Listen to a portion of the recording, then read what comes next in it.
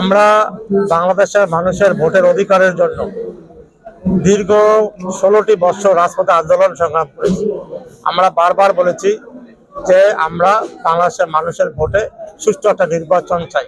এ লক্ষ্যে আমরা কাজ করেছি। জুলাই আগস্টের বিপ্লবের পর পতিত সরকার এদেশ থেকে পালিয়ে যাওয়ার পর বাংলাদেশে একটি নির্বাচনের পরিবেশ তৈরি হয়েছে। আমরা শুনতে পাচ্ছি বর্তমান সরকার তারা সংস্কারের কথা বলছে। সংস্কার হলো একটা চলমান প্রক্রিয়া। সংস্কার চলমান প্রক্রিয়া।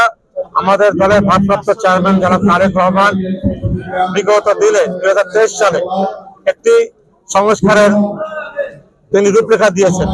আজকে সংস্কার চলমান প্রক্রিয়া এবং আমরা মনে করি যে বর্তমান সরকারকে আমাদের কেন্দ্রীয়ভাবে বলা হয়েছে, তাদেরকে আমরা সময় দিচ্ছি দেশের পরিবেশের জন্য, যাতে সুষ্ঠু পরিবেশ তৈরি করার জন্য।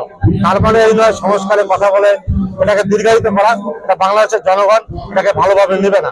আমরা এই সেন্টিমেন্টটা জনগণের পক্ষে কথা বলছি। আমরা মনে করছি বর্তমান সরকার অবশ্যই অতি দ্রুত বাংলাদেশের মানুষের যে চাহিদা সুষ্ঠু নির্বাচন, এটা দিয়ে বাংলাদেশের মানুষের চাহিদা তারা পূরণ করবে।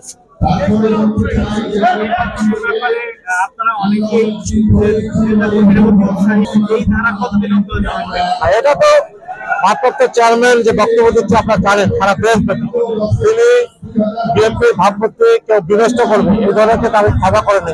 বিগত দিনে দলে অনেক ত্যাগ ছিল, কিন্তু তারা দলের ভাবমূর্তি নষ্ট করছে, তাদেরকে কিন্তু দল থেকে বহিষ্কার করছে। এটা অব্যাহত থাকবে এবং আগামী দিনে কেউ এই ধরনের কর্মকাণ্ড করে বিএনপি রাজনীতি করার সুযোগ পাবে না এবং তাদেরকে জনগণের কাছে যে আমাদের দায়বদ্ধ, সেই দায়বদ্ধ থেকে ভারপ্রাপ্ত চেয়ারম্যান যে বক্তব্য দিচ্ছে সেই বক্তব্যকে অনুসরণ করে আমাদের বিএনপি রাজনীতি সম্পর্কে করতে হবে। ধন্যবাদ।